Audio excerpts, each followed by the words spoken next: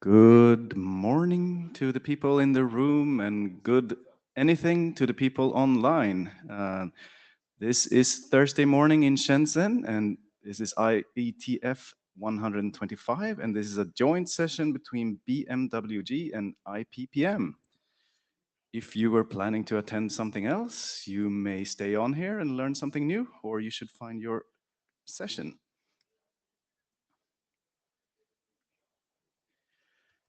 This is an IETF meeting, so you are bound by the note well. All of your contributions are regulated in the text that's here, and there's a lot of links to very, very important process documents. If you are not familiar with them, I suggest that you familiarize yourself with them before contributing to this meeting or any other meeting or any other IETF contribution that you're trying to do. If you have any questions around this, you can reach out to working group chairs, area directors, or anyone else in the IETF that you might want to discuss this with. This is a professional meeting. We expect professional conduct. Everybody should treat each other with respect. We want to have a productive environment where disagreements are handled in a civil way. If you believe that you are not treated fairly, that you experience some form of harassment or other things like that, there are ombuds teams that you can find here that you can reach out to and discuss these matters. Some meeting tips. If you are here in person, please make sure to log into the meeting. You can use the on-site tool from your computer. You can use your phone to scan the QR code to join the on-site tool using your handheld device. For everybody who wants to make comments, please always join the queue on the Meet Echo tool. That also involves that also applies if you are on site in the room. And if you're a remote participant, please make sure that your audio and video are off unless you are chairing or presenting during the sessions. It is strongly recommended to use a headset. That's because we sometimes get audio feedback and so on, and yeah, various audio artifacts. So just keep that in mind. Okay, so this is yet another joint IPPM and BMWG meeting. We have done this a couple of times now. I think this might be the third time plus an interim. And the reason for doing this is that we want to see if we can facilitate exchange and discussions between these both two working groups. We believe that there is similarity enough in the topics that it actually warrants more joint sessions. It's also so that we are not like the biggest groups in the IETF, so it also kind of is kind of optimized to have joint sessions for a various number of reasons. And given that this has worked out pretty well, we have started the ideas of producing some form of joint charter, but there will be a 15-minute time at the end of this session to have a discussion to get your feedback. Chin will present that. He has also collected a number of feedback from a number of participants from both working groups, and basically we'll be discussing various ways forward here. So please, if you have opinions around this, stick around to the end and really join that discussion. It's very important for us to get all the views from the participants here. BMWG Charter, do you want to say anything about it? Yeah, you can also. Okay, BMWG charter, maybe, yeah, for BMWG people, you are already familiar with that. We aim to produce recommendations regarding the key performance characteristics of services, devices, systems. The set of relevant benchmarks, of course, will be developed with input from the community of users, so network operators and testing organizations, and of course affect the network test equipment and manufacturers. The scope, of course, is limited to lab environment. This is the main difference with the IPPM. Right, and then we have an IPPM charter, and the most important thing is what we have in boldface here is that develop and maintain standard metrics that can be applied to the quality, performance, and reliability of internet data delivery services and applications running over transport protocols over IP. So the really main distinction here between IPPM and benchmarking working group is IPPM is working on defining metrics, methodologies, and protocols for measuring operational networks, you can say. We do need a note taker. I don't know if we had one already.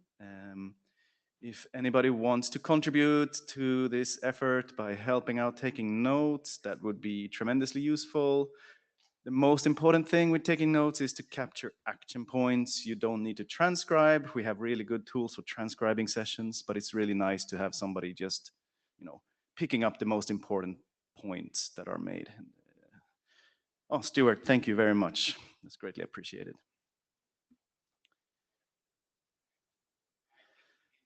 And we have an agenda, and we will be mixing up both IPPM and BMWG topics. Um, we are right now at the welcome, not well, chair slides pretty much, and then we will have Justin talking about integrity Yang. I think this is a very important presentation because it's a document that is already in working group last call, and we need more feedback on this one. So please pay attention. Then we have SAV benchmarking. We have this ECN class of service draft for stamp. We have PowerBench benchmarking. We have stamp external headers, stamp bit explicit errors, Altmark Yang, on-path telemetry Yang, a lot of working group documents, as you see. We are two working groups, we work on a lot of things. So we have a lot of, and we have a suite of presentations from Giuseppe here at the end as well. So moving forward, we also have a lot of proposed work. We're happy that we are able to accommodate quite a lot of presentations on proposed works. So we will have some work on direct export, incorporating alternate marking to IOAM. We have a number of presentations on AI fabric benchmarking terminology, etc. More benchmarking, packet triggered reporting, and we have the IPPM, also the IP measurement option by chaired. Do we have any agenda bash here? Stuart. I don't know whether you saw it. I did send some slides last night for the RPM draft. It's very brief, but I think I should update the working group. Yeah, sure. I think that should be fine. Let's see if we have them in the data tracker. We'll make sure to fix that. So we can put you in the end of the adopted documents then session. Yeah. Right, and finally, we have the joint session feedback as well. So at the end of this meeting, we will have a roughly 15-minute slot. Chin will be presenting the work he has done on collecting feedback from working group members and discuss various ways forward in this. And then we will have time for discussion, and we'll be also asking a few questions here. So at the end of this session, we would like you to consider these 4 questions, and we will repeat them again at the end. So basically, was there enough time for discussions? And also for your interested topics, was this time well spent? Also, should we allocate more time to proposed work? And also, did you cross-review one or more documents between these working groups? And we see Scott in the queue here. Laptop issues. This is a very good thing to see. So, do you have a place on the agenda to discuss the liaison that was discussed in the email? There was some email about there was a liaison to study group 13 that there's been back and forth work between SRV6 and BMWG on a topic, and going back and forth. So it looks like they've already addressed our comments that we've sent back. But if there's anyone that is interested in continuing to review what they've done, I just wanted to raise that as something. I can once my connection comes back, I can put a link to the liaison in the chat window. I don't think we really need to reply or anything, but thanks. Yeah, thank you, Scott, I would say, for raising this point. I think, yeah, the response we received in them, they confirm that actually that they have taken into account the comment that we sent back to them. And unless I'm mistaken, GCP, we have checked, I would say, the latest version they said. I don't think that there is some more that we can tell them. I think that's at this stage is just, yeah, we can just say thank you for letting us know. Yes, but as you are mentioning, actually, the liaison statement, there's another one which is related to the work done in IPPM, by the way. And for that one, we didn't send a formal liaison statement because we don't have, because of the agenda of the meeting. So it's Rudiger, actually, who is the main contact point there. I don't remember, I don't have in my mind, I would say, the group there. So all the discussion has been had on the mailing list. So the responsible of that working group in the ITU came to the IPPM mailing list. He shared an extensive review there. And the authors of the, this is actually related to the quality of outcome specification. So that those comments were really integrated into the specifications. He was really happy with the version.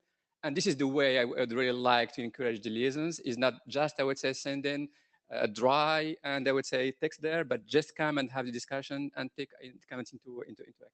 Yeah, I really want to second that. I think that was a textbook example of really good communication between the organizations. And yeah, and I will third that, because that is what we try to encourage, is get people together on a mailing list or just communicating, and that's how you get work done. Thanks.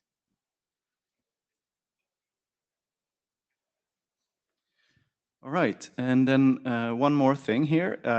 So you might have seen it on the mailing list already, but we're actually running a joint adoption call for a document that is, it is an MPLS document, but we're running a joint MPLS IPPM BMWG adoption call because we believe that this is highly related to work that is being done in the IPPM and BMWG. So it's important to collect feedback also from the groups here. So it is this MPLS on-path telemetry network action flag for O&M. You can read the abstract here, and it's really so that it will be excellent to get feedback from both IPPM and BMW communities, because it touches on subjects that are highly related to work we're doing here on telemetry. Mohammed, do you want to say? Exactly what Marcus said. I really, I would say, would like that, yeah, that you have some time to look into this document, because actually there are parts that can be reusable and not just specific to MPLS. And we really need to separate this aspect that are common to, independent of the solution that will be put in place, so that we can have those really, I would say, specified in a matter that other, I would say, implementation can just easily refer to that part. And this is actually one of the missions that IPPM, I would say, is more suited for, is to define these common blocks. And yeah, please review the documents and chime in and share them in the mailing list.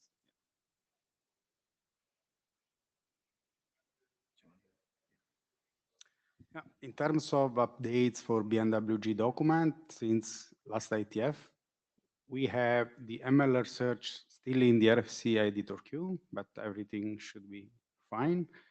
The young model has passed the working group last call, but we are expecting a new revision to address the young doctor's review. And I just noticed this morning the new version published by Vladimir. Also, the SR benchmarking methodology, the draft that is involved in the liaison mentioned before, passed the working group last call. Other two documents on SafeNet benchmarking and power benchmarking has been adopted. As other updates, we aim to resume the discussion for revisiting the BMW RFCs to update the old RFC 2544, and maybe we can consider some rechartering, either for a joint future with IPPM or separately regarding new work that is coming. So that's All regarding the SR benchmarking methodology, I would like Paolo if he can provide a quick update about the working group last call. Yeah. Sure. Hello, Paolo. Huawei. No, very quickly, this is the current status of the benchmarking methodology. So basically, Giuseppe pointed out, we had the last call the past month. I think the result was positive. So thanks to the chairs for the support. We received some last comments. They are listed here. Basically, I don't need to go through that. I would say the most important is probably the second one. I mean, not just the co-authors, but I would say the community probably missed one important parameter in the appendix where we defined the reporting template for the tests. Basically, so to provide the details on the hashing mechanism I used. I would say this is it. So thanks for commenting and providing feedback on the draft. Okay, I would expect a new version soon, so we can move on. Next slide.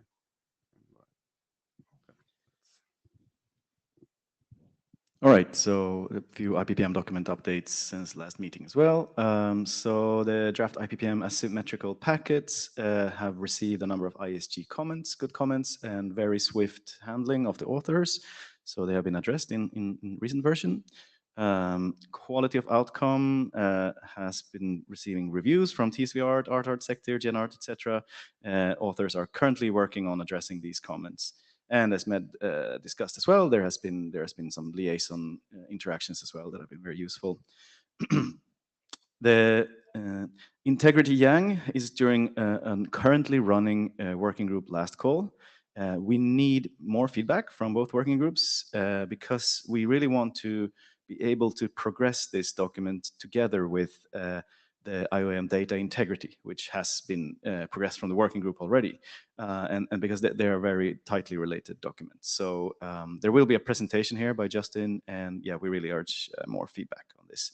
When it comes to encrypted PDM v2, authors published number 13 of this draft and intend to reach out to the previous reviewers from TSV Art and GenArt to clarify whether the recent document update addresses their comments, and also request more feedback in general from the working groups here, and also from 6man.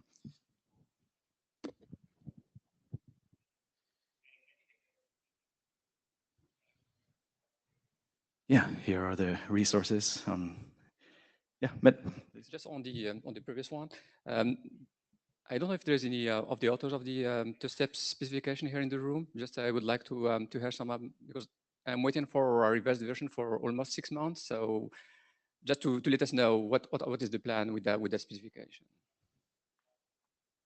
I see Greg connected. I don't know if you want to say something. All right. Yeah, we'll definitely make sure to follow up with the authors.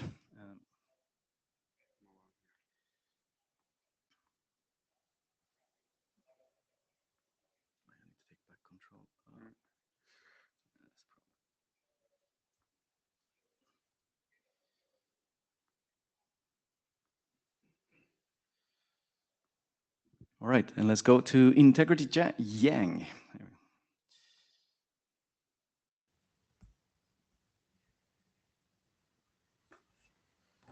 Morning. Can you hear me? Yes. Do you want slides control? Yeah. You should have it now. Awesome. Thank you very much. Good morning, guys. 2 a.m. over here, so yeah, a little bit, sleepy. Sorry for that. Thank you, Marcus. You pretty much summarized the situation for this draft already. So hopefully this is gonna be the last update of this one, which is basically a Yang model to support integrity protected options for IOM. So just as a reminder, basically this draft, this model augments profiles that are defined in the IETF IOM model from RFC 9617. Those integrity protected options are defined in a companion draft, which was just progressed, to the ISG, and which passed TSV Art review recently. So yeah, the goal obviously is to progress both at the same time. This one is currently in a working group last call. So yeah, we would like to collect more feedback if possible. This draft was presented last time in IETF 123, and we applied some changes since then, mainly thanks to MED regarding operational considerations. We also added an IANA maintained module to have an indirection, to reflect the registry with the code types. And there were also so many, editorial changes as well. And recently, this one passed an early young doctors review, which is a good sign of maturity too.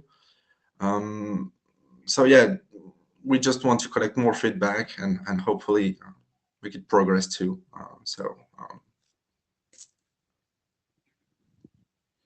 Thank you. Do we have any comments right now from the floor or online?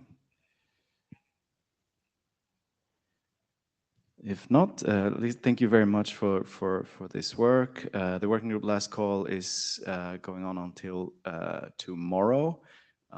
We will, of course, be able to extend it if we don't get enough reviews, but we would really like to urge you to, if you haven't looked at it yet, it's in a good state, the document, as we see this past Young Doctors review. So we need the feedback just so we can kind of progress these two. And this work on integrity for IOAM has been a long-standing work. There's been a lot of work going into it, and we're finally kind of very close to putting this behind us. And yeah, I also want to thank you, Justin, for all the work you've been doing around this. It's been several years and a lot of hard work. So yeah, thanks for that as well.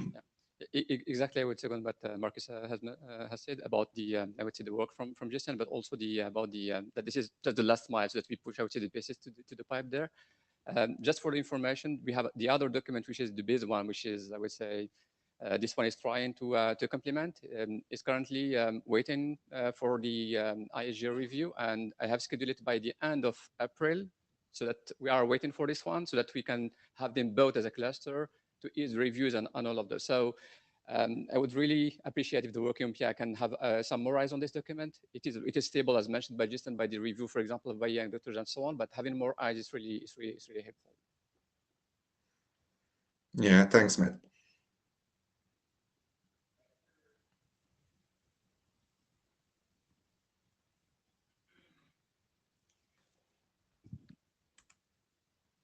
All right, thank you very much, Justin.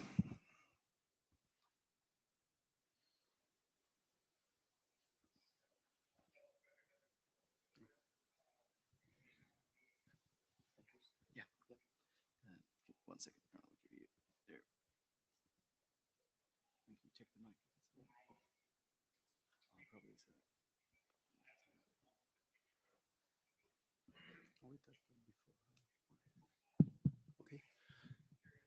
Probably Good morning, everyone. I'm Libin Liu from Zhongguancun Laboratory.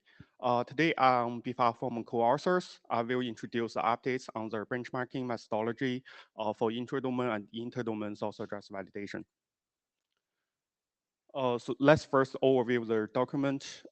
This document is mainly about propose the benchmarking methodology for intra-domain and inter-domain SAO, which evaluates the accuracy in terms of false positive and false negative rates and the control plane and data plane performance of SAO, and adopts a black box and mechanism agnostic approach. During the IETF 124 meeting, we present the version 08, and after that, our document was adopted by the work group before this meeting.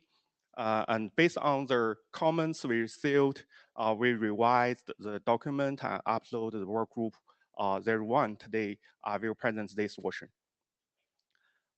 Before introduce the comments and updates we do, and we would like to clarify the SAO scope clarification discussed in the SAO network group. The SAO network group has the consensus that the intradomain and interdomain SAO should be distinguished based on whether the interface on which the SAO mechanisms operates is connected to a BGP neighbor. Intradomain SAO operates at the non-BGP interfaces, while interdomain SAO operates at the AS to AS interface that carry eBGP sessions. I think this is important for understanding the benchmarking scenarios proposed in this document. So here is a summary of the comments. There are three types. The first one is a comment on the definitions of the SAO performance indicators. A second one is a comment on the test cases of intradomain SAO from Xueyan. Xueyan suggested that the IPv6 should be used in the test cases. And the third type is about a suggestion on testing resource utilizations. Shengnan shared that the peak CPU utilizations differs over time, but long-term is stable. Thank you for the sharing. And this is summary of the main updates. We had revised the definitions of false positive and false negative rates, and we also made all the test cases for intradomain SAO benchmarking using IPv6, and also revised their corresponding text. And we have revised the figures for describing the DSR test cases for interdomain SAO benchmarking, and we added a recommendation for the continuous CPU and memory utilization recording. Okay, for the definitions of FPR and FNR, we currently FPR is revised to refer to the proportion of legitimate packets that are incorrectly classified as spoofed by the DOT to the total number of legitimate packets sent to the DOT. While the FNR refer to the proportion of spoofed packets that are incorrectly classified as legitimate by the DOT to the total number of spoofed packets sent to the DOT. Also, in the document, we added a statement that other computation methods may be used for the supplementary analysis, but are outside the scope of this document. Okay, in the version 01, we revised the figures for describing the DSR test cases. In the new figures, AS3 will use the prefix P3 as the unicast prefix and use prefix 7 as the anycast prefix. So S3 will advertise prefix P3 and P7 to AS2 via the DOT using BGP. Here, S1 can use the prefix P7 to send source prefix to send the traffic, use it as a source addresses to send the traffic, but it doesn't advertise it using BGP. Okay, many thanks to all of you for the valuable comments and reviews on this document. So for the next steps, we will improve the clarity and completeness of the test procedures, and we will continue the discussions in BMWG and SAO network group, and we'll revise the document based on the work group feedback. Thank you very much. Any comments? Comments, question? Okay, yeah. Thank you. Thank you.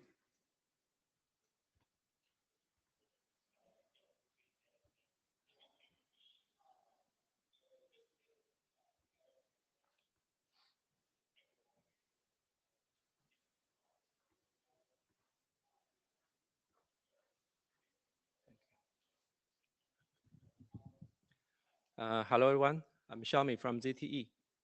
This presentation is on update of the STEM COS extension for ECN. And the primary author and editor of this draft is Greg White. He joined this session remotely, so I present this draft on behalf of all the authors.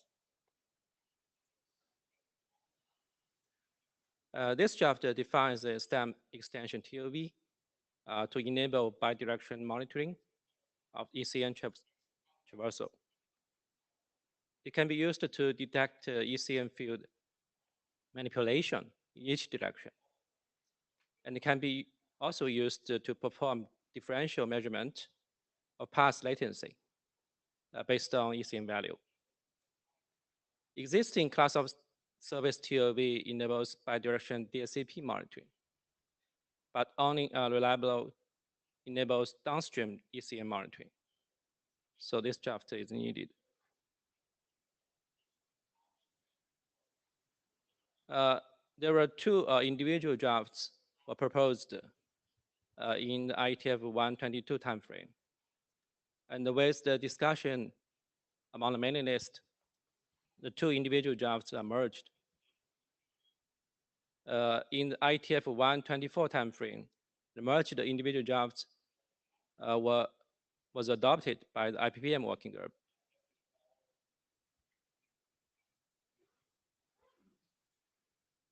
This slide shows the previous class of service TOV defined in RFC 8972. In this TOV, there were 4 fields: DSCP1, DSCP2, ECN, and RP.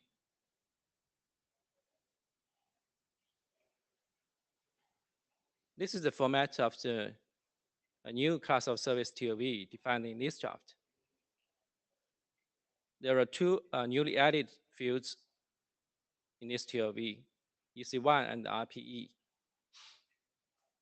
EC1 is the ECN value intended by the session sender to be used as the ECN value of the reflected test packet. RPE is a 2-bit field indicating whether the session reflector use EC1 as the ECN value of the reflected test packet.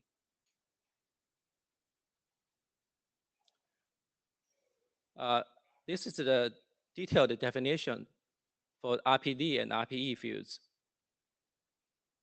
To make the newly defined TOV backward compatible, the RPD and RPE have different syntax.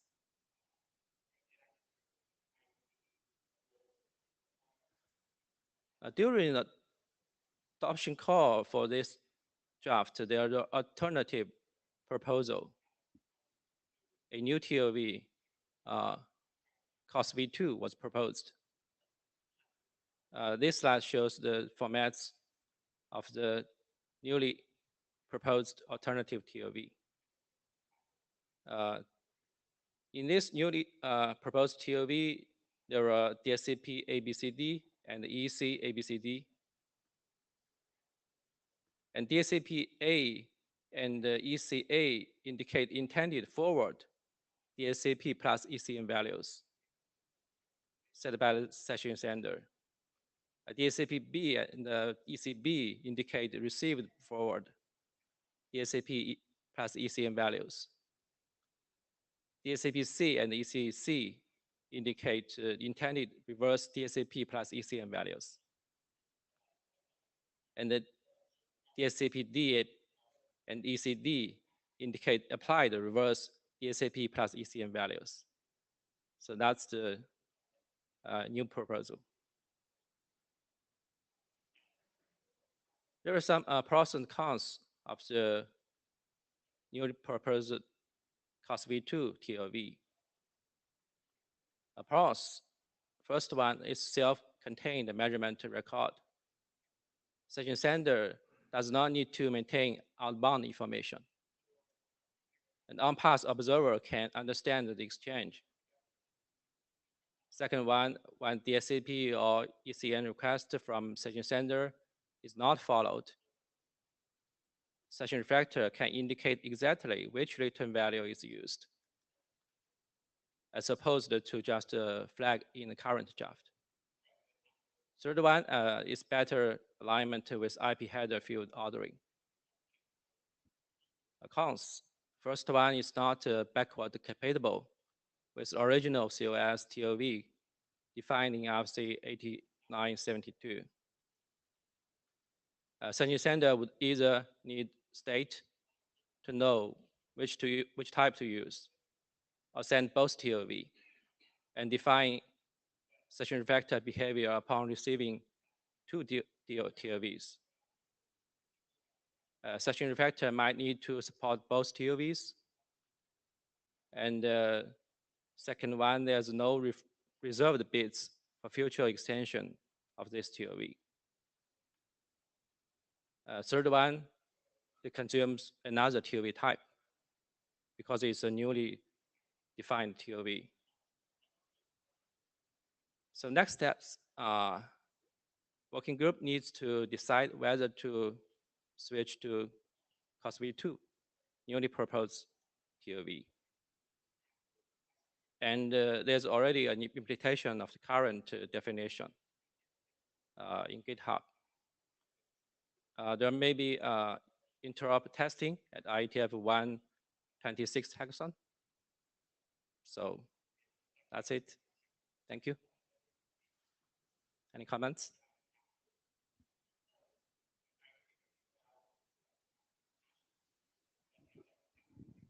Greg? Hi, this is Greg White. Yeah, the main author of this draft. Yeah, we really would like feedback from the working group on this. There are obviously some pros and cons that we identified in these slides. And it isn't really clear to us which direction to go. So definitely would like people to have a look at this, particularly if you already have a STAMP implementation and maybe have a class of service TOV implementation. Thinking about the complexity of supporting both versus an upgrade to the existing one. Any feedback along those lines would be welcome. So yeah, really looking for the working group to help us out on making a decision here. Thanks.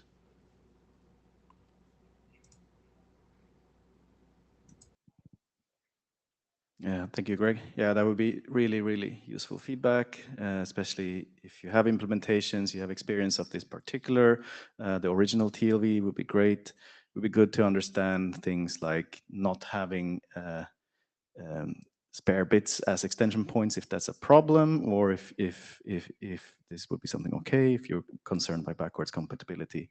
I would also like to say it's very great to see implementations. It's very encouraging to see that you will do some interop testing at the, or you're planning, it seems like, some interop testing at the next hackathon. Yeah. Okay, yeah, but that's really great to see, something we very much encourage here in the group. Yeah, I also agree on that. And as a contributor and author of the draft on the on-path active measurements, I would also like to be up to date about the hackathon. Okay. Let me know. Thank you very much. Yeah. Next up, we will have power benchmarking. Yeah. Shailesh? Okay. Yes. Am I audible? Just checking the audio.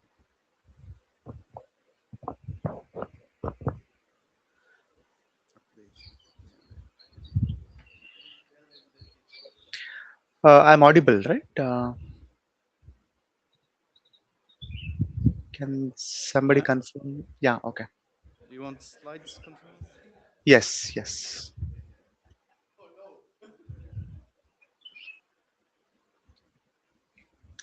Okay. Yes. So, good morning, everyone. My name is Shailesh, and on behalf of the co-authors and contributors of this draft, I'd like to present an update to the draft on characterization and benchmarking methodology of power in networking devices. So, this is an adopted working group draft. So, it's an ongoing work. So what I'll do is I'll only focus on the recent updates that went into the 01 version of the draft rather than covering the entire document, right? Right. So for folks who are new to this draft, I'd like to give a quick context and recap of how this draft has evolved. So the draft focuses on proposing a standardized methodology to evaluate the energy efficiency across networking devices. So the whole idea is to, come up with the device level power measurement techniques under reproducible and controlled traffic conditions, right? And that enables us to compare energy efficiency across devices and also know how each system component or subsystems contribute to the overall energy efficiency, right?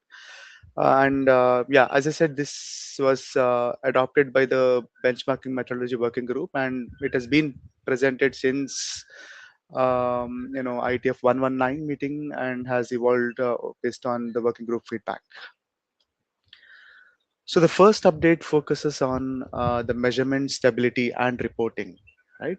So one of the issues that was identified is that the power measurements may capture transient states, right? For example, load transitions or system adaptation phases, right?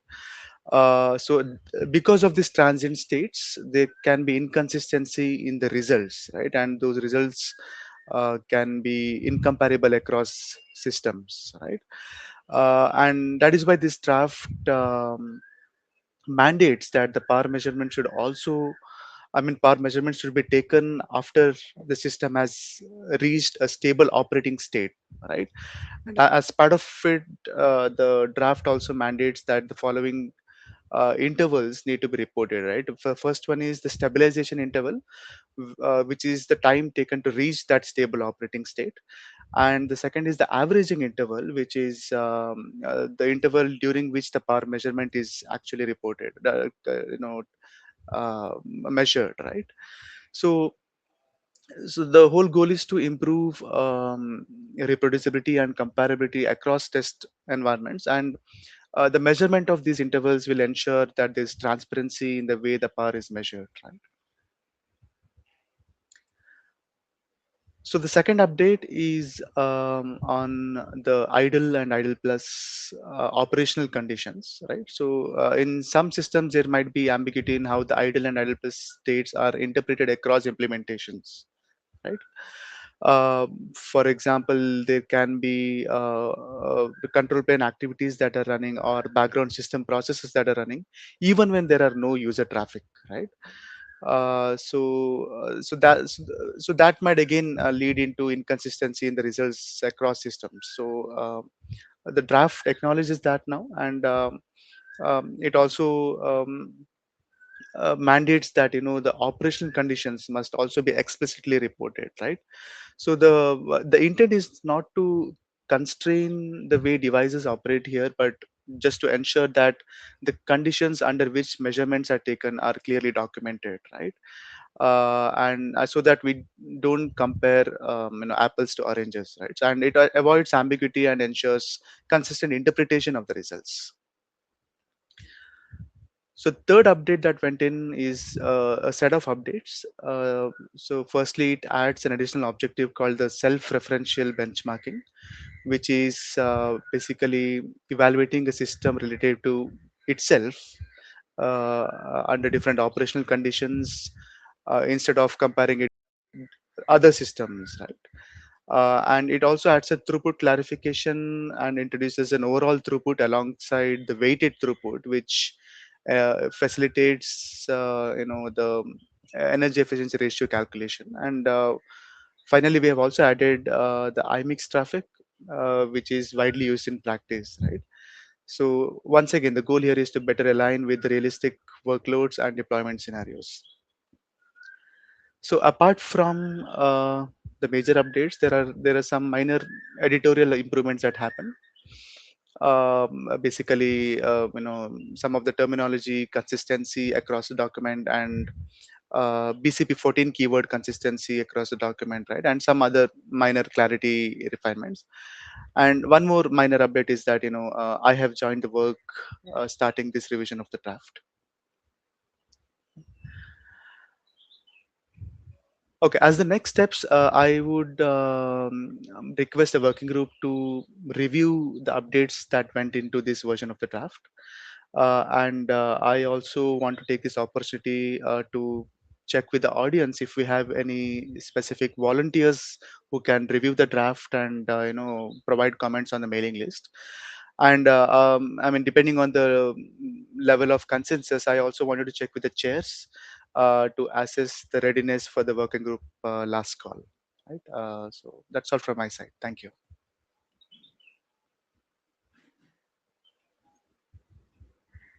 Yeah, thank you, Shailesh. Also, just one note, this document is also made in collaboration with Green Working Group. So, yeah, as a chair, I would like to highlight that we need to be in sync with the metrics that they are defining there. So, I don't know if there are other comments, questions.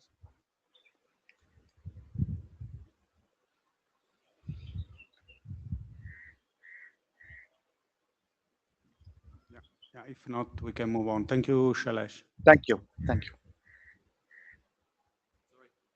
Yeah, Karsten, we have. Sorry, it took me a moment to add myself to the queue.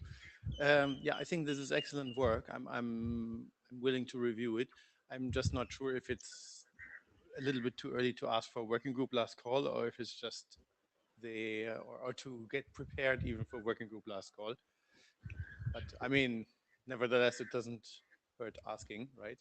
I think what might need to be covered is a section on the test tools, because I see that a lot of people measure power in very trivial ways, and that's not always appropriate, but maybe it is. So I think we should at least have a discussion. So I would welcome any suggestion from the co-authors about test tools. And then Sure. I think generally, probably there's much more work behind. But of course, it doesn't hurt to speed up a little bit and not spend like years with defining this, because it's a very urgent topic. So thank you very much for the hard work.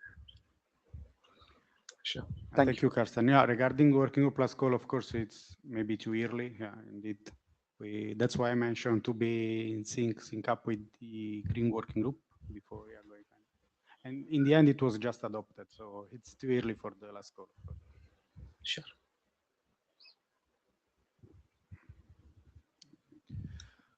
Okay, thank you very much. Next up is Rakesh, but I'm not sure he had an overlap, so is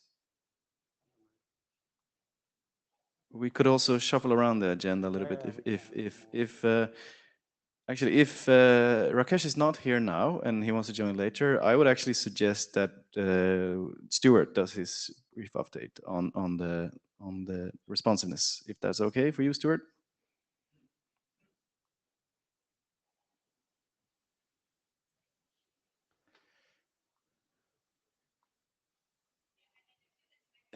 Clicker. This is really quick. I'm really here as an apology. We have not done any work on this since last time. Christoph Pasch has moved on to another job. He's not working at Apple anymore. We wish him well with that. Randall has been busy picking up the slack with Christoph's departure. So I didn't want to dodge responsibility. I'm here to say sorry. We dropped the ball on this. We will be picking that up. Thanks for the reminder from Thomas that we need to get back to work on this. If anybody's interested in being a co-author, this opens up an opportunity for that. And as a reminder, the two issues we need to address that were discovered in testing of L4S is in our goal to get a quick result, it's a bit too aggressive with adding new connections. And the result is that even when the L4S bottleneck is signaling that congestion control should slow down, we're adding new connections faster than it is slowing down, which results in us overflowing the queue and having packet loss, which is kind of shooting ourselves in the foot. And the other result we found was that at lower data rates, the amount of on-device buffering is significant, and that skews the results.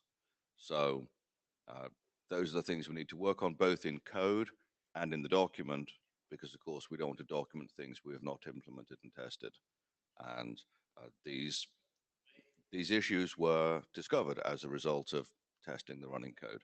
So sorry, I don't have more to report, but we will do better next time. Thank you. No problems. Actually, one of these issues is quite interesting. Like the aggressive addition of parallel connections and the resulting behavior. That is a result in itself to discover that. So I think it would be good to not just like remove or like it would be good to have some discussion on that and discuss why you're like limiting this and because I think it is an interesting result and definitely worth documenting. That's a good observation. Yes, in addition to us fixing the code, I think we should have a paragraph in the document that explains why spraying lots of parallel connections can be counterproductive.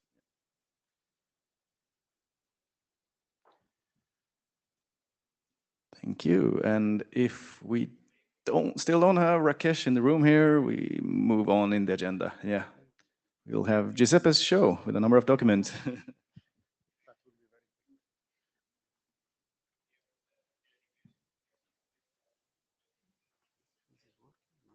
Not yet. I need to share the slides first. Just 1 second. So let's see. Should then be on number. Is it number? Yeah. And now I can give you.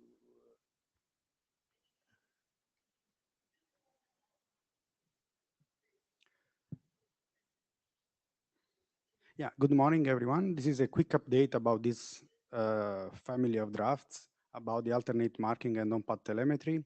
Yeah, very quickly, these drafts are all stables, let's say, and we are wishing to consider the working group plus call. The first draft is about the alternate marking deployment framework. So maybe you are familiar with the alternate marking methodology. All the data plane documents are in standard track and have been published since a few years. Now what we are doing is to complete the whole framework just to close these alternate marking family documents. In particular, we are defining a bunch of documents for the configuration aspects, Young model, PSEP, BGP, and for data export, in particular IPFix, Young push, in order to provide the tools for the manageability of this methodology. So the scope of this document is to define the domain, the deployment domain, basically a controller domain for security and compatibility reasons, define the rule of the nodes, the type of measurements that can be done, and so on. So the framework, the deployment framework draft provide the overview and reference to all the relevant documents. Another related draft is about Young model. This is for configuration. This draft is quite straightforward. Simply define the Young data model for the alternate marking. The tree structure and related information are quite aligned with the RFC 9617 about the IOM Young data model in order to keep the same structure and for easy the implementation. Okay, the Young model is quite simple. It's shown here. You can see all the related information about the method type, protocol type, node action, measurement period, flow identification, measurement mode, and so on. The third draft is about the on-path telemetry Young data model. This draft defines the Young model for monitoring on-path telemetry information, and it include both the alternate marking and the IOM related information. So with this draft, we want to, let's say, fill the gap for the IOM Young model that is missing the telemetry part. That's why we call this on-path telemetry instead of only alternate marking Young data model. There is the alternate marking part, the IOM part, and we also include the on-path delay in line with the IPFix on-path delay draft that is in last call, I think, in OPSAVUG. Maybe Thomas can remind me. Okay, so we include all these aspects related to telemetry. Of course, the application scenario is the RFC 8641 about the subscription model for network telemetry. The last but not least is related the application of on-path telemetry for active performance measurement. This is quite related to the draft presented by Xiaomin before. It aims to generalize the scenarios where we want to apply the on-path telemetry for hop-by-hop active measurement. We know that active measurement are mainly used for end-to-end measurement, but by leveraging, the use of on-path telemetry together with these active tools, we can, let's say, implement also hop-by-hop measurement beyond end-to-end measurement. So active test packets can be used in combination with hybrid methods. They can be IOM, alternate marking, or wherever to leverage that and to perform on-path active measurement. So you can see the case of IPv6 and MPLS, for example. So with the IPv6 header, we have the options that is together the ICMPv6 or the OWAMP, TWAMP stamp packet together with the hop-by-hop option that carry the on-path telemetry. The same apply for the MPLS header. This draft is just informational, and even if the MPLS MNA Substack has not yet, let's say, published as RFC, anyway, this is information, so it doesn't matter, this part. For regarding the next steps, we believe that these drafts are ready for working group last call. In particular, the deployment framework together with the young models complete all the alternate marking documentation. For the on-path telemetry application for active performance measurement, this is general and also is referenced by all other drafts using this mechanism like the stamp extension header. Comments are always welcome, and yeah, we are willing to, the authors are willing to, request the working group last call for this. Noted the request on the working group last call, and just one brief mention to the group in the room. So there is another document on the IPFix alternate marking currently being discussed at Ops AWG. Please also have a look at there. So before we are moving into the working group last call. Thanks. Comments?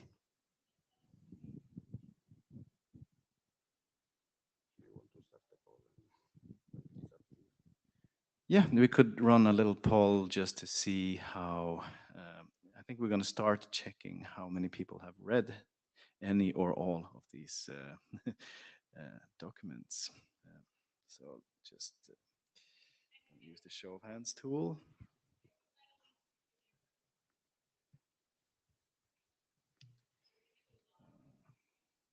Yeah, just want to add one thing regarding the IPFix documents. Of course, it is aligned with the young push,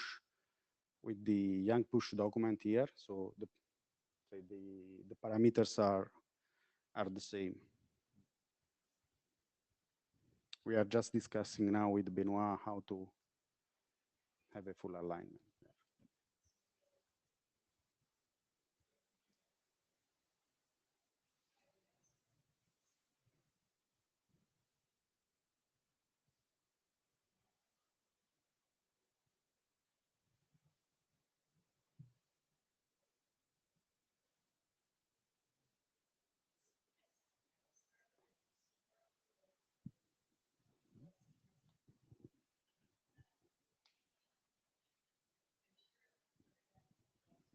It looks like it's stabilizing. We have 6 people who have read the presented documents, 4 people who have not.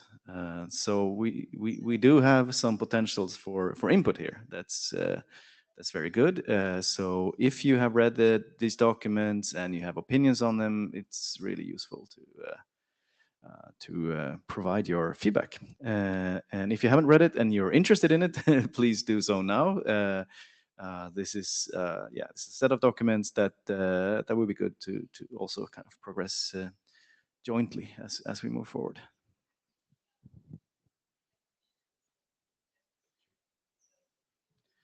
And now we see that Rakesh is here, so we'll move into your documents.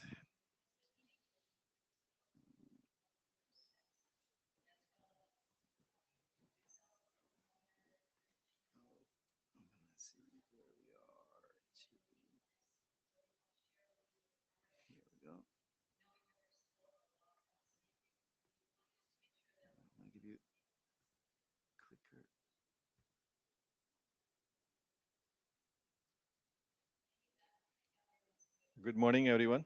My name is Rakesh Gandhi, presenting the draft stamp extension for reflecting IP headers on behalf of my co-authors. So we look at the requirements. We did the recent updates to the draft, the summary of the procedures, the implementation status, and the next steps. So requirements is basically using stamp for hop by hop and edge-to-edge measurements for one-way and two-way modes. The goal is to use the existing implementation of the IPv6 extension headers, for example. So because Midpoint is not aware of STAMP protocol, the scope is using STAMP and STAMP TLVs for IPv6 extension headers and IPv4 and IPv6 headers. So just to recall that we had a working group document, STAMP extension header. We split the draft into two drafts. This one is the IP data plane draft, and there is another draft for MPLS data plane. We presented that draft in Montreal for MPLS data plane, and we also presented that's an MPLS working group this week on Monday to get the feedback from the MPLS working group there. For the IP extension header draft, we receive good comments from William regarding various clarifications as William was implementing this in open source. We also receive lots of good comments from Footer about clarifications, and we have updated the draft to address all of these comments. Just to summarize, a basic idea of the draft is that there are extension headers carried by STAMP. There's like IOM extension headers, for example, for, let's say, if you're doing per hop latency measurement. So on the reflector side, STAMP will copy those extension headers into STAMP TLV and send it back to the sender. So there is an open source implementation for this. Many thanks to William for reading the draft and implementing it. So it's pretty good shape right now. So we welcome your review comments and suggestions, and we do think the draft is ready for working group last call. Many thanks. Thank you, Rakesh. The last call request is noted as well. Do we have any comments from anyone on the floor here or in online?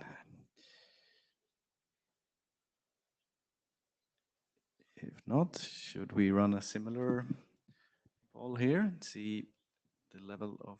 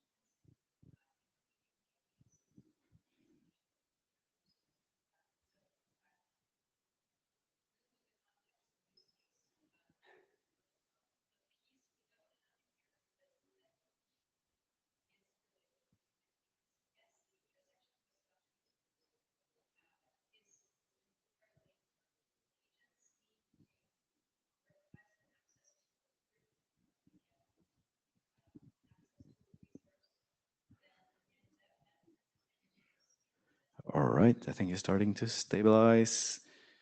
I think we see similar numbers as in the previous suite of documents. So I'd like the same thing here. If you've read it, please review it. If you haven't and you care about this or you care about IPPM, BMWG documents in general, please read and review. And it also helps us with scheduling last calls and so on. We see Greg in the queue. Please. Actually, my comment is not about the draft, but my interpretation of the polls, what we see. And that is probably, well, I just wanted to share it now, not at the discussion of the poll on possible merger of the group. I think that what these polls demonstrate is that the community is split. people who are interested in IPPM read IPPM drafts. People who are interested in benchmarking documents read benchmarking documents. And it's very hard to really draw any conclusive conclusion based on who read the document. It will depend on who is in the room or who is remote, who is voting. So if there will be, because again, in my opinion, their groups are not really don't have a common work that they are interested in cross-pollinating. So still pretty much separate. And my indication that if we look at then those who didn't read it are interested more in benchmarking, and those who read it interested more in IPPM work. Thank you. Yeah, thank you, Rex. This is an interesting comment. I think this is the type of discussion we will follow up more on, where we can ask more directed questions on whether you have been doing cross reviews, if you're interested in cross reviews, etc. So, of course, these polls do not clearly indicate. We cannot see who voted what here, but I mean, yeah, we appreciate your comment, and let's continue this discussion at the end of the session as well. We also had one more in queue, Carson. Oh, no, okay, yeah. But yeah, we have some data points here. We see that there is interest in this document, so we would urge everyone to if you have read it recently, please provide some thoughts and feedback on the document. If you're considering reading it, please do so, and also provide your input. It's needed. Right.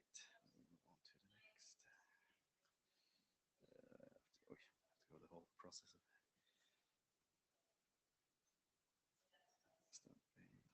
sharing again.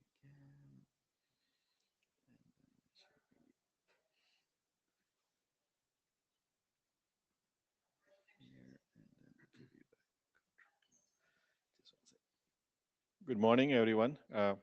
My name is Rakesh Gandhi from Cisco Systems. I'm presenting the draft on stamp extensions for residual BER measurement on behalf of my co-authors. So in agenda, we look at the requirements, the updates we have made since the last time it was presented, the summary of the draft, implementation status, and the next steps. So requirement is to measure the residual bit error rate. So it's the bit error that escapes CRC detection and FEC corrections and results in L3, L4 bit errors like UDP checksum failures, measure both in forward and reverse directions. And our goal is to measure very good approximation of the bit error rate using stamp and stamp extensions. So we welcome Footer as a co-author. There was review done by Footer and Li Zhang, went through the draft, provided very good comments and clarifications. So we updated the draft to address their comments. So just to give a summary of the procedure that's in the draft, idea is that to use the existing the padding TLV that's defined in 8972 with a known bit pattern, and basically reflector will check the padding with the expected bit pattern and see if there is any mismatch, count the number of bits, put it in a some TLV and send it back to the sender. And that's how we measure the BER, the residual BER rate. So there is an open source implementation of this draft. Many thanks to William for implementing it, providing comments and cleaning up the document. There is also another implementation of this draft now in iOS XR.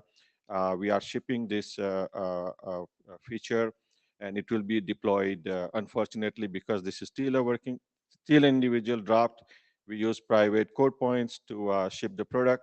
But we are hoping that there is a working group adoption, and we get INR code points early allocation for it. So otherwise, it will continue to be deployed using private code points in the network. So next step, we do welcome your review comments and suggestions and requesting working group adoption. Since it's been several implementations of it, it's in good shape for the next steps. Thank you. Yeah, thank you very much. First of all, yeah, the adoption request is noted, and yeah, we are very happy to see implementations. Just one quick, do you have interoperability experience already, or is it something you're planning? We haven't done interoperability yet, so this is something because we have a open source as well as an iOS XR implementation. Next step is to so William has volunteered to do the testing. Right. It sounds like a candidate for a hackathon project, maybe, or? Yeah, that's a good idea. Yeah, definitely.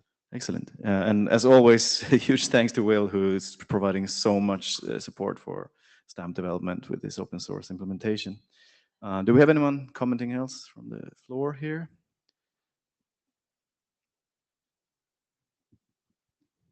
Or from online?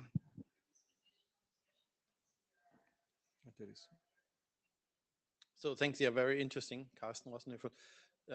By the way, we would welcome to include this kind of test in our annual multi-vendor test event for commercial implementations primarily.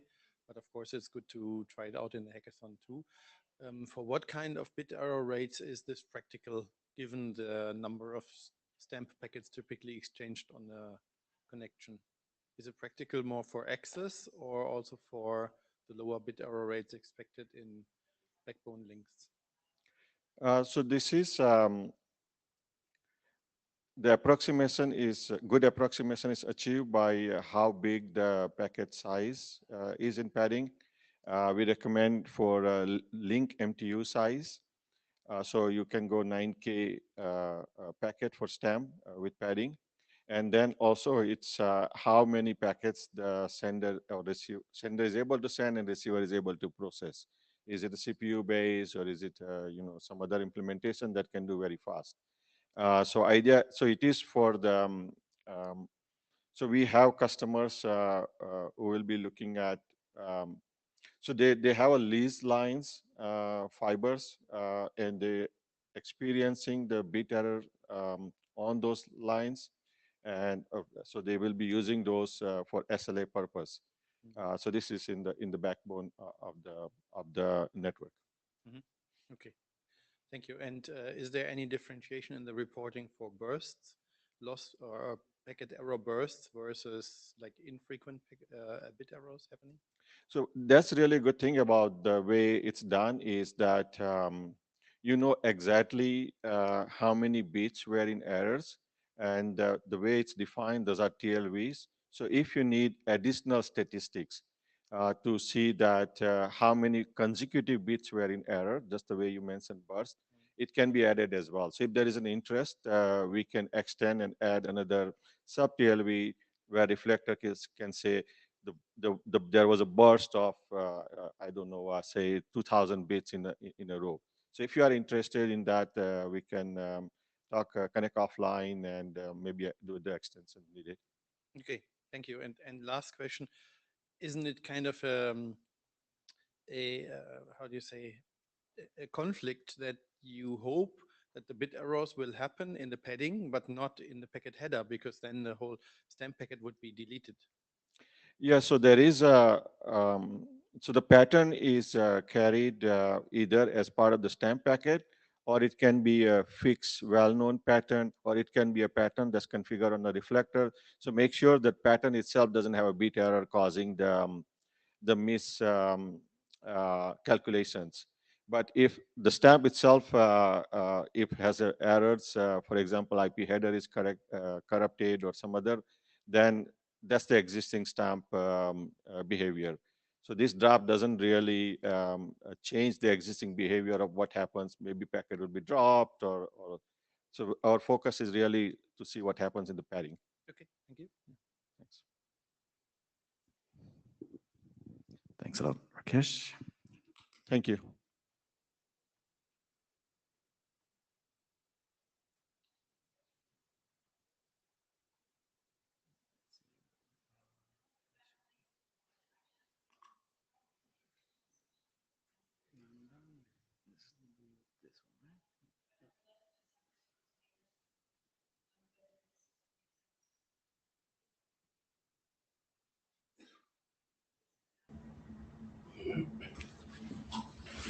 Hello, everyone. I'm He Xiaomi from Telecom. This chapter is about OM, DX option extensions for incorporating the alternate market method. Next slide, please. I've given you slide control, so you should be able to advance the slides on your side. For your country, it's 6.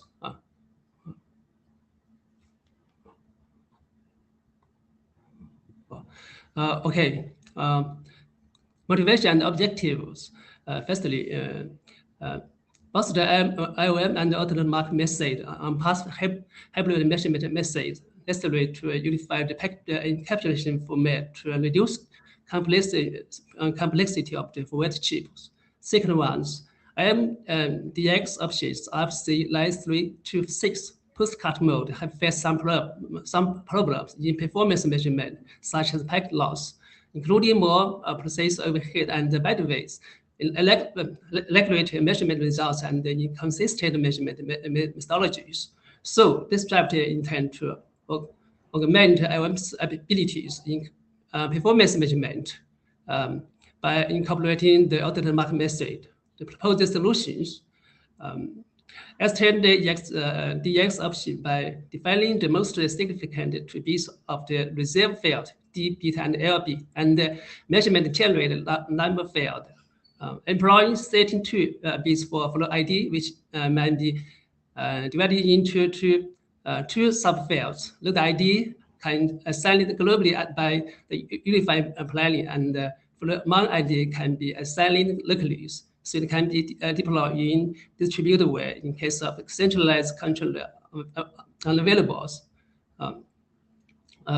Support the 3 OM operation models: only IOM trace monitoring, only performance measurement, and hybrid.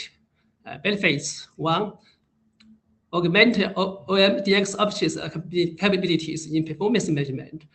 2, augment the alternate market method in IPv6 of C line 343 by extending 32-bit flow ID, SN, and MTN field. Only unique packet head encapsulation format is required for both OM trace monitor and performance measurement, such as packet loss, delay, and jitters, thus simplifying the complexity of the forwarding chip.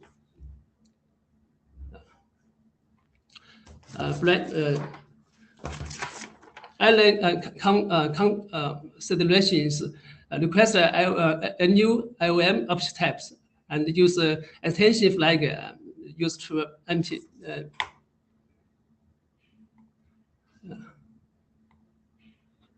Sorry. This table shows the collision probability of flow ID when deployed in distributed way using 32-bit flow ID. When generating 10,000 conjoint flows, CP is about 0, but using 20-bit flow mount IDs, CP will drastically rise to approximately 100%. We extend the 32-bit flow ID as an MTF field for the alternate market method faster. Compared to 22-bit flow mount ID, CP is significantly reduced in distributed ways. On the other hand, 32-bit flow ID can be split into two subfields, which respective sufficient space. Secondly, by employing MTN field, it's more simple and accurate for analyze and collect to correlate the loss measurement. Packet count values belong to the same measurement period, especially in the case of where millisecond level measurement block for real-time network performance monitoring is required. Finally, by using SN and MTF field together, multi-type is different packets for different loads belong to the same measurement block can be identified in case of arrays. Furthermore, the average delay can also be obtained for every measurement period. Next steps, welcome any comments and suggestions. We believe the document is stable. Request for working group adoption. Thank you very much. Thank you. And we have Greg in the queue. Yes, thank you. Thank you for the presentation and the work you put. I have a question, and that's something that we discussed with Giuseppe in the during the discussion of the alternate marking method Yang model. Have you considered that Yang model for the alternate marking can be used to define the profile of operational state information and performance metrics beyond delay and loss measurement, so that the trigger packet will act in a way similar that IAM direct export does. So then this profile defined through the management plane rather to through the packet itself. Thank you. Then I believe you will achieve what you're trying to achieve with your solution. Thank you questions. For Yang models, there are existing related Yang model for IOM, IOM and automatic market. So it's similar to yes. Okay, we can continue the list. Yeah, Greg, if I can answer very quickly from this perspective of the author of the Yang model. Yeah, we didn't include this operational state as you suggest, but of course it's something that we can do, and we know the Yang data model can be augmented. And no, right, and I think that that's something that we agreed, because basically, if there is interest, the model can be augmented. Yeah, sure. But if it seems like there is interest to use the benefits of alternate marking method, especially for the loss measurement, and combined with information, the richness of information that can be collected using in situ OEM. Yeah. But if it's specifically for the direct export, I think that through the management plane, the profiles can be set on all nodes, and we achieve. And another benefit would be that the information put into the packet itself, in the data packet, would be lighter, and so there less impact on the data traffic. But we can discuss it on the list. Yeah, okay. Thank you. Yes, okay.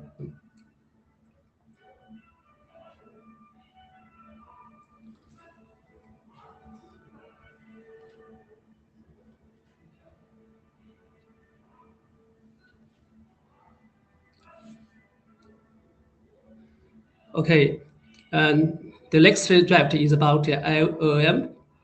IOM choice option extensions for incorporating the alternate marking method.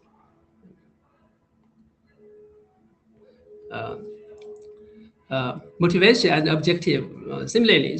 The IOM choice options of slide 197 passport mode is like the ability in performance measurement such as take loss. Second, the IOM and the alternate marking method are both the on-pass hybrid measurements necessary to unify the packet and calculation performance to reduce the complexity of forwarding chip. So this draft is intended to augment IOM's capability in performance measurement.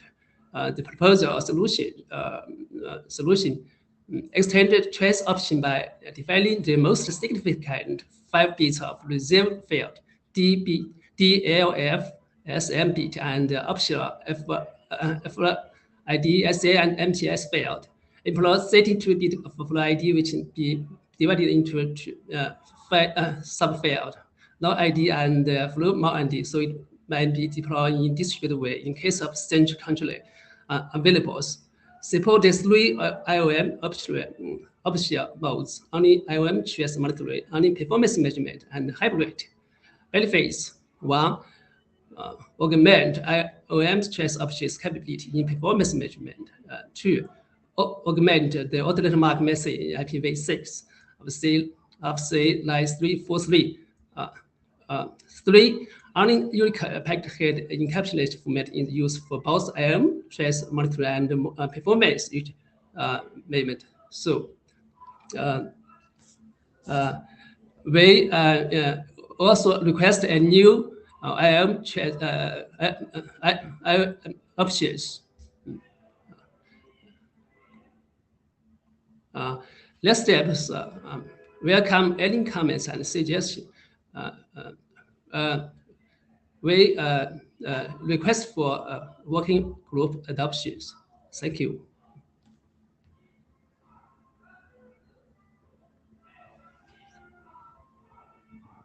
Thank you very much. Yeah, do we have any questions from anyone in the session? Yeah, the requests are noted. As usual, the best way to kind of move towards getting things adopted is to get discussions going on the mailing list. That's the best way for us as chairs to assess the interest in the work and so on. So yeah, anyone interested in this, please please have a look at these documents, discuss them, and yeah, we'll consider them in our scheduling. Thank you. Fernando, can you? Next one. No, it's remote.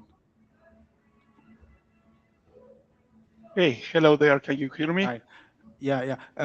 Just one thing. Can you do in 5 minutes because we are running a bit late with the agenda? I'll do my very best. If you can share the slides for me, yeah, we can share the slides. Go as fast as possible. Let me know when you're ready. Yeah.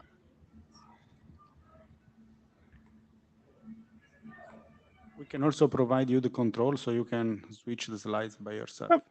It's fine, or I can tell you when you can switch. So, on the sake of time, good morning, afternoon, evening. I'm Fernando. In my behalf and the authors, Carlos, Giuseppe, and Ken, I'm here just to introduce 3 companion individual submissions documents. There is, you'll find a terminology draft, a training benchmarking draft, and an inference benchmarking draft. And as you may think, why? And the core question really we are trying to address here is that how we can use proven BNWG methodologies into how we can benchmark the underlying modern AI infrastructure today, right? So basically that is our motivation. Next one, please, if you may. You should have control. You should be able to. Let me see. Oh, number 2. Yeah, that's simple. Thank you for that. So as I tried to mention, the problem is pretty straightforward. We find that not even in 2544 or in 8239, all our benchmarking traffic RFCs, they were not meant to, or they were not designed to benchmark AI-specific workloads. Not even from the CCL point of view of the libraries when we are doing the training, or even when we are moving the KV cache from the disaggregated transfer. So basically, all of these different traffic and this pattern does not follow any existing methodology or document. And at the same time, right, the inherence and the transport of this traffic, in the case of Rocky V2, we have a section as well for Ultra Ethernet transport on the Ultra Ethernet Consortium Spec 1.0. All the QF required, even the PFC, the ECN, none of that are covered in any of the existing BMWG methodology documents. So in a nutshell, we try to address the terminology document that it's a companion of the training one and the inference one. The documents are complementary, one or the other, using the same terminology and the same methodology. And I'll cover that a little bit later. But think about the diverse functions an AI fabric uh, performs. So basically, the training it's been designed, or the methodology has been designed even to uh, a fabric running training for thousands of GPUs, or even a fabric or a single DUT running inference per se, or a specific dedicated subnet for running Mo or mixture of experts. So the the main DUT here for all these exercises is basically the network fabric. We have three topologies defined, which is simply a closed leaf and spine. You're going to find the second topology with a super spine, and then the most ultimately deploy one, which is a rail optimized topology. So as I mentioned, all the documents are intertwined. They use the same methodology and then define a set of basically KPIs that I try to briefly describe here. Let me see if you check. Yeah. 6 of the KPIs, 2 are very specific to training. The CCT, or the collective completion time, that will be the duration of the all reduce or the all gather activity or any other CCL traffic profile. And at the same time, the JCT, or the job completion time, that it's specific for the training. But then there are 2 very specific for inference. One is the time to first token, and what it's important I want to measure here. This does not overlap some of the work already performed on Geiger standard. Basically, what we are measuring here is the specific network fabric contribution to the time to first token, not the full end-to-end application like Geiger draft, and I will try to cover that on the next few slides. But at the same time, on the training and on the inference document, we apply the same stimuli just to be able to exercise the PFC and ECN and measure and be able to benchmark the impact they have on the training and the inference and the different functions as well. Another important point of the KPI, the training fabric, as you will find, we cover the standard Rocky V2 transport, but at the same time, we added a section for the Ultra Ethernet Transport 1.0 spec.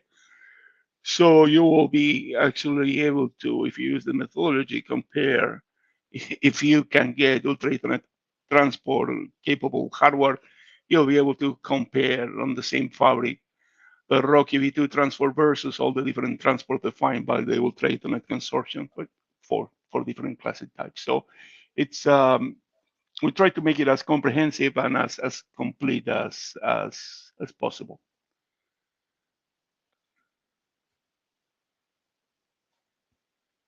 I know this is a busy slide, but basically because of what I just tried to explain, the difference between the KPIs, this is why we need 2 separate methodology documents. They are fundamentally different network problems. On the training side, you can see on the left, you have the GPU, the workers, potentially you can have thousands of them, all performing different CCL activities simultaneously, the most common or reduced one, and every training on the step, basically we capture at the very bottom, right, the different KPIs, right, the CCT, JCT, PFC, and ECN, how they compare. And yet again, we are going to be able, or we should be able, if we follow the methodology, just to compare the Rocky V2 transport with the Ultra Ethernet one.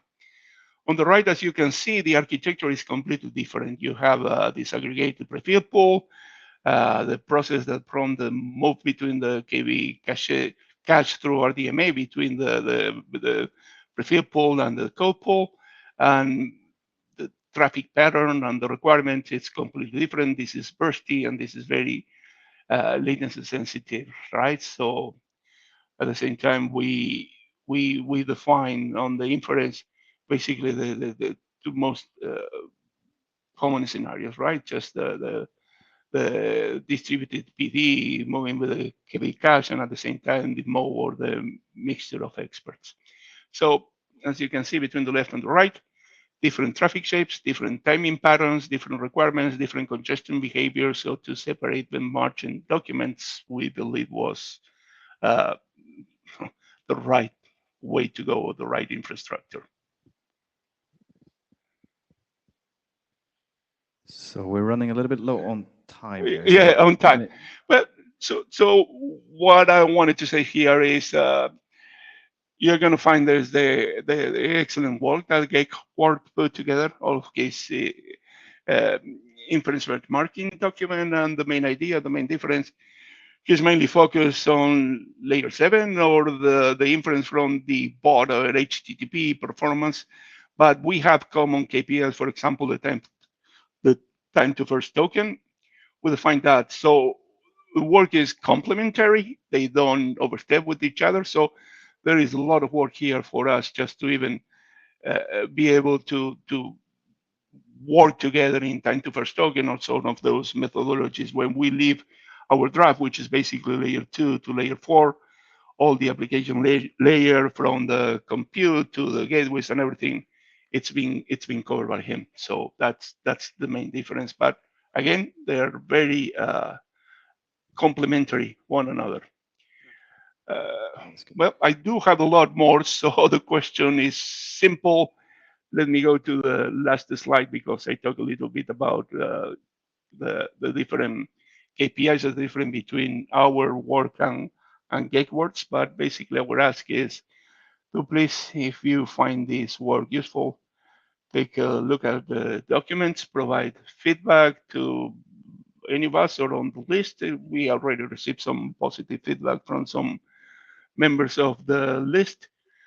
I really want to spend, or we really need to spend some time with Gateward and just to define these common KPIs. And there's always room for improvement. We already have some little improvements in mind for future releases. But yet again, if you believe this is important work, just let's try to find a path for adoption of the documents, and more than happy online, offline, just to address any questions you guys may have. Yes, thank you very much, Fernando. It's very comprehensive work and seems like you have taken already a mature test plan and contributed to BMWG. So thank you very much. I don't want to criticize it. I mean, it's really awesome stuff, but I feel like my gut feeling is it's kind of orthogonal to all the work that we've been doing elsewhere. It's like a document that could rather be based on other BMWD documents, but it isn't. And so, for example, we do have a lot of extensions to 2544. We have the IMIX genome, which is an RFC which could be used to simply describe the packet flows, to say like we don't need to talk about AI inferencing or whatever for a data center networking environment. This is just a flow of packets of certain sizes and certain characteristics that could be used, right? So that's number one. Number two, the document is very much focused on current implementations, for example, of Rocky. And Rocky v2 is established and legacy, but it's soon to be superseded by Ultra Ethernet, probably, who knows? But that's at least one technology we're considering to test instead. But this draft would not even apply to it anymore because it requires Rocky. It doesn't apply to UEC, so it's very, very domain specific. And third, we couldn't really test it in our lab because it requires the use of many, many, many GPUs, which is very investment intensive. And if you are a test lab, you don't normally have this big fields of GPUs, of hundreds of GPUs, or 96 at least. So it seems to invalidate the use of test tools from my point of view, no good reasons. And because if the test object is, and maybe that's my last comment, the subject of the test is not clearly defined. Is it the network infrastructure in the data center, or is it the server infrastructure with the GPUs? Because there are some monitoring, there are some environment requirements, and there are some monitoring requirements for the GPUs and servers too. Yeah. So, gosh, that's a long list. I've been taking notes. So, the first one, yes, you can use some of the existing methodologies or even augment what we do have, still it's going to fall short of what are the requirements to train and a model right in a fabric or just to run inference. So yes, it can be done. Second is nothing that it's already there, even if you implement or you start putting amendments, will get you even close to what we described here.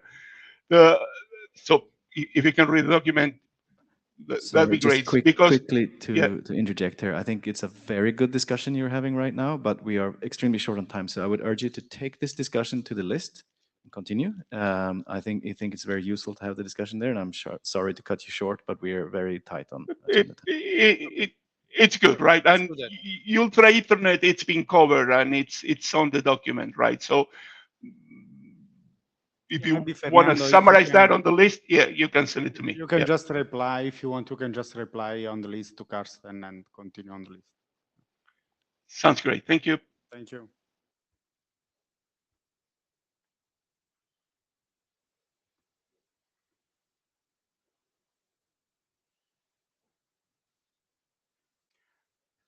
Libini, if you can be quick.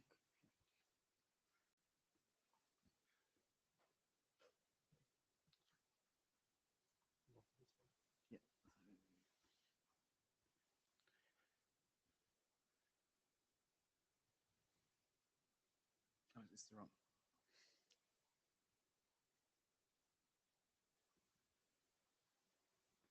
Get the wrong slides up. Oh,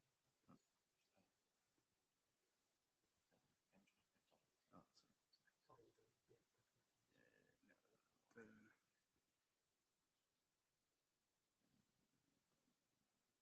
One, yeah. This one. This is the option. No, no, no. It's the Oh, yeah. yeah, sorry. Okay, I'm Libin Liu from Zhongguancun Laboratory. I will introduce a new draft called benchmarking methodology for router origin validation. So before introducing the methodologies, I will introduce the background about the IPKROV. The holders of the IP blocks registers the ROA, and ROV use the validated ROA information to classify the BJP data. The validation results consist of three states: valid, invalid, and not found, which will affect the propagation of BJP. So RV is a control plane validation function, and this document mainly focuses on the how fast, how scalable, and how stable the router implementations are when RV is enabled. So why we propose this document, RV deployment is, we list some strong reasons here. RV deployment is increasing, but there is still no standardized device level benchmarking methodology. So this draft fills the gap. Okay, for the goal and the scope, the goal is to define the repeatable and controlled benchmarking workflow for the routers, which implements the RV and provide a standardized metric to allow the side-by-side comparison. So for the scopes, there are four specs, including the RV processing, BJP impact, scalability, and resource utilization. So here is a test setup. We have four components, including the RTR emulator, BJP generator, DOT, and data plane tester to building their test environments. So this is the abstract about the general benchmarking methodologies, which falls into five steps. So for the details, you can refer to the document. So and also for the benchmarking tests, we have mainly three types of the benchmarking test cases. The first one is latency oriented, including the ROV update processing latency, validation latency, and BJP convergence time when ROV enabled. And the second one is about scalability, including the VRP scalability and the ability to processing different VRP chains and the resource utilization. So, sorry. We also have a hackathon project this time, and we have some candidate tools to use in this hackathon project. And for example, the BNG Blaster, which is contributed by Kirsten. Thank you very much. Yeah. So for next step, we will seek feedback and comments, welcome the comments on the mailing list, and we will continue the hackathon next meeting. Thank you. Thank you. It's good to see an hackathon project, and this is a new draft, so please read and comment on the mailing list. Yeah, thank you. Okay. No time for questions. So if you have question, post on the mailing list. Thank you. All right, now we have packet triggered IAM reporting, and please be very, very, very quick. We do not have much time here, so just do a brief overview of the work and skip over the most of the details probably. Hello everyone, I'm Zhixiang Li from China Mobile. I will present the draft packet triggered IOM reporting on behalf of my co-authors. First, some background and motivation.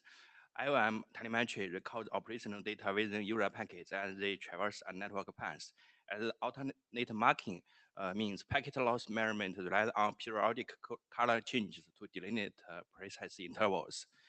Relying on timer synchronization across decapsulating and transit nodes is highly complex and error-prone. We need an efficient in-band trigger to replace heavy egress timer dependencies. So the draft solution is introduce a cycle identifier.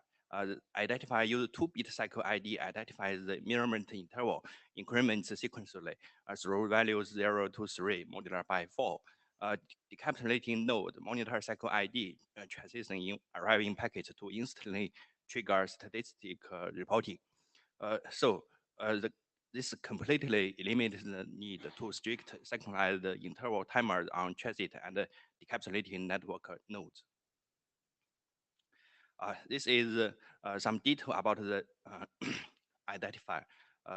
In draft 0, we use 32-bit field to carry the OAM option type header. A 2-bit cycle ID identifies the measurement interval. Valid values are 0 to 3. 1-bit key flag is the keep alive indicator. 0 indicates a user data packet. 1 indicates a keep alive packet. The other bits are reserved. And we have received comments from Justin to comply with RFC 9197, a namespace ID field should be included.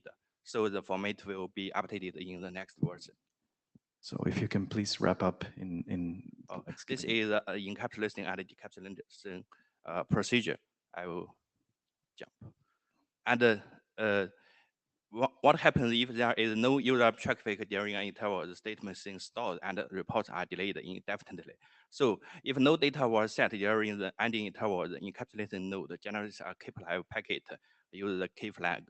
The decapsulation node processes transition to trigger a report, but ignores the packet for lost statistics. And this is to mitigate the jitter impact, some tricky. And a brief summary. This draft simplifies the IOM measurement interval synchronization, and the keep alive bit solves the intermittent traffic problems. And we actively welcome WG review and comments. Thank you very much.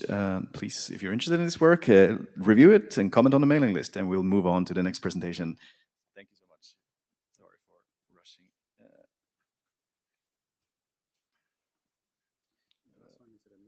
Yeah. So we're here. Next up is Chaired. Yeah, thank you. I present a draft on an IP measurement option. And we want to enable passive network measurements with minimal additional data and efforts. And yes, we're coming from the railway industry background where we have hard real-time protocols and SIL4 systems. And we want to do measurements without introducing additional data in our networks. But we need to measure especially the critical parameter delay and loss. And those need data from both the sending and receiving hosts typically to perform such measurements. So we thought, yeah, Also, we want to be data link layer independent because we have very many various data link layers in our networks, which we cannot use to measure. And we also want to be independent of the transport layer, protocols used for the metrics that we produce. So we thought we could use the IP option possibility that the IP protocols offer. So we embedded here two things: a timestamp and a packet number sent from the sender to the receiver to do calculations on the receiver. Yes. So one important property for the network is that the hosts en route can be passive, so they don't need to process the IP option. And yes, we have a Linux implementation of this, which we are willing to share if the company approves that we release it. And I would have to question if this work is relevant for the internet community. Are the parameters that we defined relevant? Is there anything missing? Is it sufficiently generic, etc.? So please comment on our draft. Yeah, thank you very much. I see we have Greg in the queue, and unfortunately, we're super short on time. So if That's you have okay. comments on That's this, okay. we can very much take it to the No, list. I just wanted to refer to RFC 7799 for terminology. So you are modifying the packet, and thus it's hybrid, not passive. Oh, okay. Thanks. Yes. That is a very good point, and excellent thing to continue discussing on the mailing list. So thank you very much, Shared, for sharing this work. And if you think that this is interesting, please engage on the mailing list. And yes, now we will move on to the last phase of the agenda here.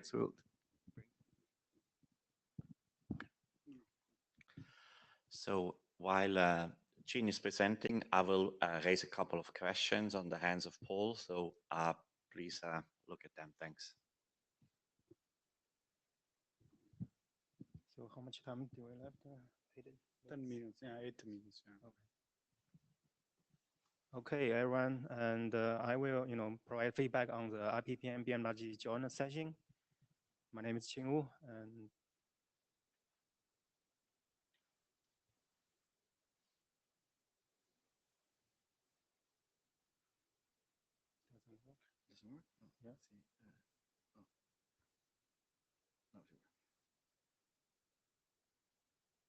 okay, I cannot see. Can you remove? Thank you. Okay, so a little bit history recapture. Actually, we the goal of this IPPN and BMWG joint session is really to leverage synergy and encourage both working group to work together.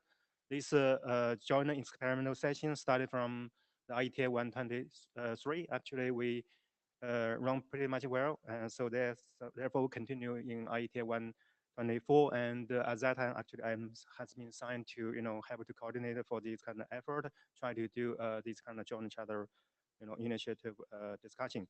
So we fundamentally we raise 4 questions. For example, is there any common ground can be developed by both working group? How IPP and BMWG play the dispatcher role? How can make a good use of performance management directorate? Another important question is how we can coordinate with other SDO regarding the benchmarking and management related work. So we got a lot of positive feedback. Also, we have received some concerns. So we feedback to the ops area and talking with both working with chair and AD. We actually also to continue solicit feedback in the in November interim meeting in last year, and we connect this we can connect more feedback from the people who didn't make a voice on this kind of topic proposal. So after this November joint meeting, we actually conduct with several working group member and 9 people get a consultant. I will not need list all the name, but I want to summarize their key points. And this can be break down into key concern and also benefit. I think key concern including, for example, less focus, less time for the existing work item and a new worker, and a slow progress of the existing worker. And some people think scope of both working group are separated. One focus on production network, one focus on library environment. There's a little common only maybe except the measurement. But really, this is a foundation for both working group to work on. And also, some people concern early joint charter maybe cause some friction. But we also received positive feedback. This key benefit is in the long term we can improve work efficiency. We can increase new worker, and also we can increase the number of review and energy for the discussion. But if we really go for this restructuring and merging, the key challenge we're facing, we think top one we want to highlight here. Today we already have some cross review within the BMWG and cross review within the BMWG. So thanks both working chair to encourage this. Do we have sufficient cross review across BMWG and IPPM working group? Second is from the working group member size perspective, BMWG is small community compared with IPPM. They have less experts from test community, and even we have some experts from test community, whether they have sufficient time to contribute. So this is a challenge we are facing. We really influence we make a decision to do this restructuring. So important measurement from the working group chair. Actually, we already have some discussion. Actually, chair agree. Actually, we'll continue to experiment on the with this joint working group session. Actually, already encourage cross review by running adoption call and the last call, and also we plan earlier meeting actually, and determine the time length, whether 1 hour, 2 hour, or 2.5 hours. And so make a good use of the session time. And also we have joined combined GitHub report for both working groups, so we can better track of the issue to prioritize this kind of work. And the possible option forward, actually, we have 3 options. Either first option recharter separately, and second is we can consider merge targeted single charter. So to really provide a focus going forward. So we need to reach agreement on how many interim meeting we do set up, or how many session we do set up for this IETF meeting. Option 3 is actually is a combination between option 1 and 2. You can see we can develop charter separately, and then we can make a decision whether we have the joint charter. So with that, I stop here, and yeah. Greg, please, any comments? So what is not clear to me, so Chin, you refer in the opening of your presentation to the synergy between 2 groups. I don't find that that's being firmly, clearly demonstrated that such synergy exists. From what I've seen, and especially in today's meeting as well, is that after all this time, the groups are still isolated. So they are working productively on their topics, but this expectation that there will be cross-pollination, I don't see it happening. As any organization, this is volunteering, and reviews is a community service. So people have to give their personal time to review other documents. And I really greatly appreciate every time somebody reviews my document on IPPM.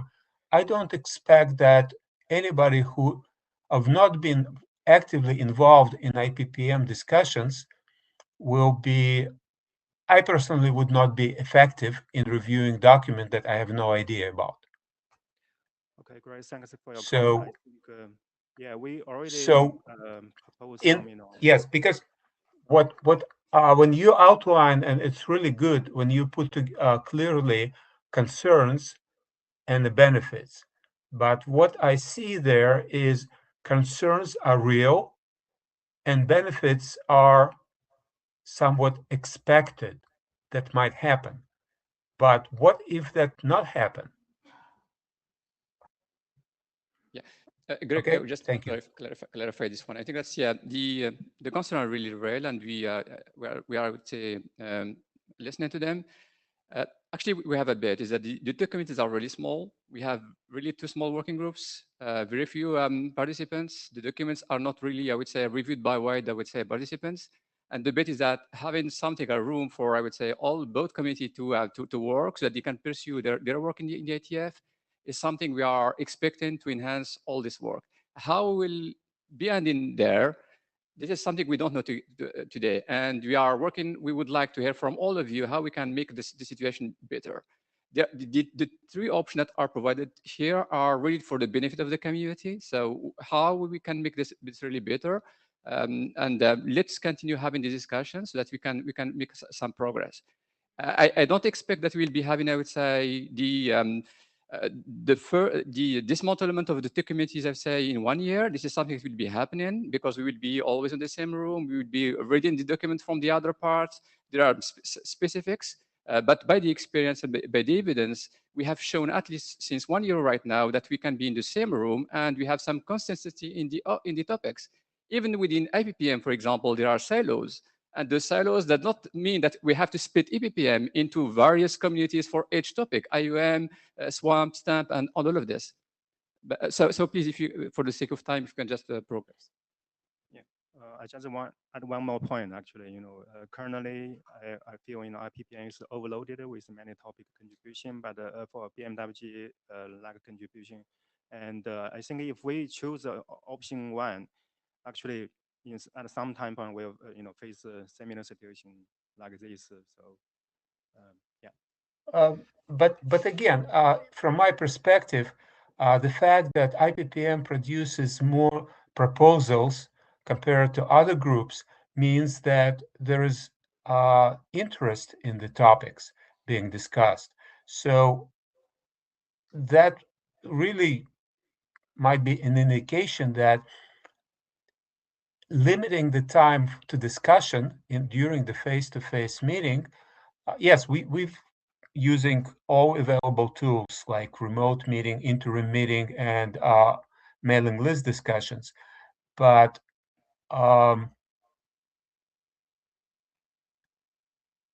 trying to help something other groups, giving them time, because in my past experience before we started this experiment, we had more time for discussing IPPM, even with the lightning talk, to bring the new ideas in 1-2 slider and generate the discussion then on the mailing list. So like a jump starting new ideas and work.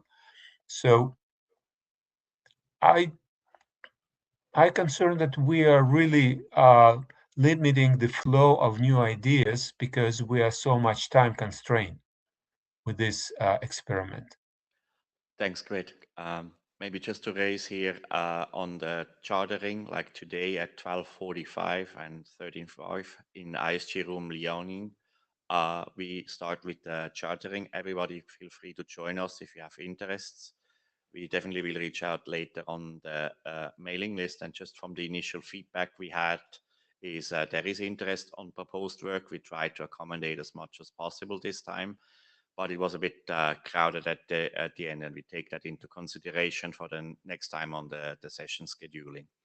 And with that, I think we can close now for today. Of course, for those who are remote, we will put everything on GitHub, the different charter, separate or joint, and people can comment, contribute from the mailing list. Do I have time to say my piece? Or yeah, please, very quick. So I find Dan Voyesescu. You feel like the problem statement is not so much in the differences in the charters. It's, I think, more you and other people mentioned the two working group are too small. And I find that is a artificial problem, because what if the working group had enough people? Would we look at option 1, 2, and 3 still, right? So I think the synergy between, let's assume that we're rich and we have enough in 2 different working groups. Then what would be how can one take advantage of the other still? How can they work better? Like, is personally, I'm interested in performance measurement, not so much about the lab, but if there were some framework in the benchmarking that could make sense in the performance measurement side, I would probably reuse, not recreate everything. I think that's more how I would see it than trying to collapse the 2 charter and almost like huge ChatGPT clever way to come up with an outstanding charter between the 2. I don't think it's the way it should go. That's my piece. Thank you very much for sharing that. And this discussion will continue. We will work on some proposals. We will share everything with the list. And with that, thank you so much for attending this session and have a great continuation of the IETF.